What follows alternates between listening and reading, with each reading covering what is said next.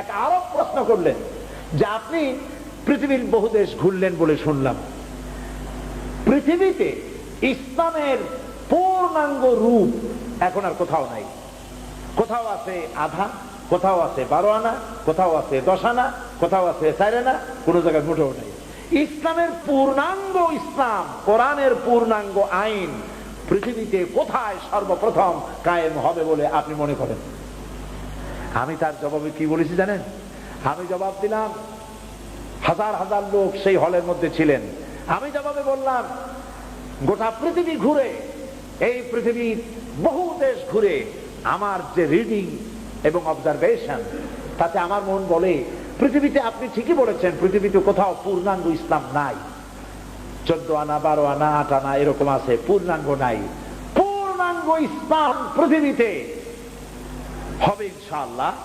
তবে যেখান থেকে শুরু হবে বলে আমার বিশ্বাস, সেটা আমার প্রিয় জন্মভূমি 56,000 বর্গ মাইলের দেশ, আমার প্রিয় জন্মভূমি বাংলাদেশে সর্বপ্রথম কোরআনের রাজ কায়েম হবে ইনশাআল্লাহ।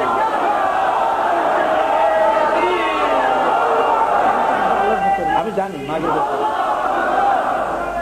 ভাইরা, আমি তাদের বললাম, দেখেন এইটা আমি গায়ের জোরে বলি নাই, এর পেছনে দলিল আছে। দলিলটা হলো এই, আমার দেশে আজ 12 কোটি মুসলমান। এই 12 কোটি মুসলমান ঘুমোতে যায় এশার আজান শুনে। 2.5 থেকে 3 লক্ষ মসজিদের মিনারা থেকে আজানের আওয়াজ হয়, আশহাদু আল্লা ইলাহা ইল্লাল্লাহ। কে থামাবি? চিৎকার দিয়ে আজানের আওয়াজ বন্ধ করবা?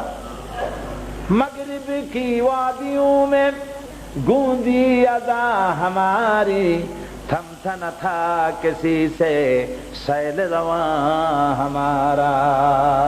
প্রাচ্য প্রতীচ্ছে, অন্তরিক্ষে, বাতাসে, ইধারে, পাহাড়ে, পর্বতে, সমুদ্রের ঢেউয়ে রণিত, অনুরণিত, ধ্বনিত, প্রতিধ্বনিত হবে আশহাদু আন্না মুহাম্মাদার রাসূলুল্লাহ। আবু জাহেলের গোষ্ঠীরা চিল্লায়া আযানের আওয়াজ বন্ধ করে দিতে পারবে না। আল্লাহু আকবার।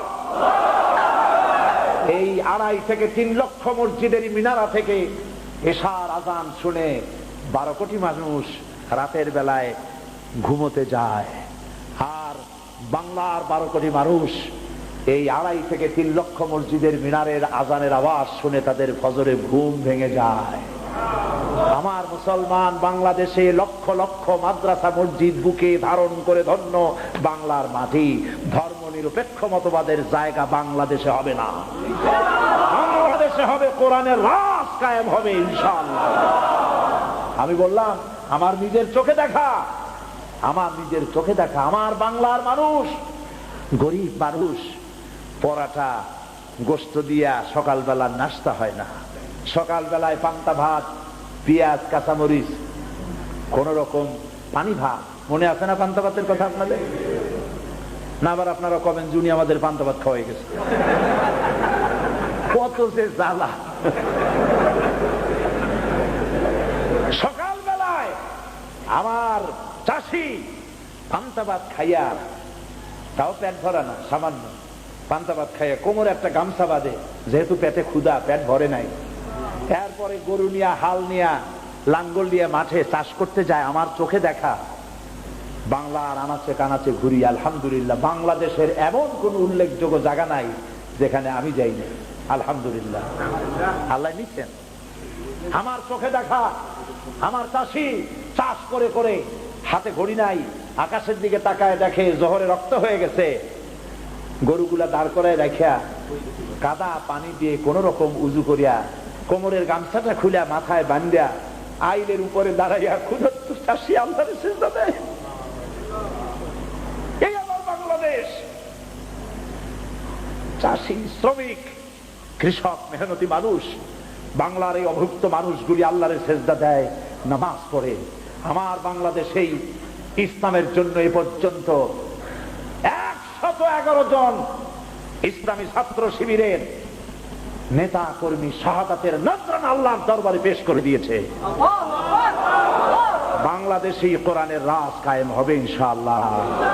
যারা বিরোধিতা করছো, 5 পাতা 6 পাতার পত্রিকা একটা বাইর করিয়া সমান ইসলাম ইসলামের গায়ে দিতেছো, তোমাদের নাকের ডগার উপরে কালেমার পতাকা পথ পথ করে উঠবে ইনশাআল্লাহ।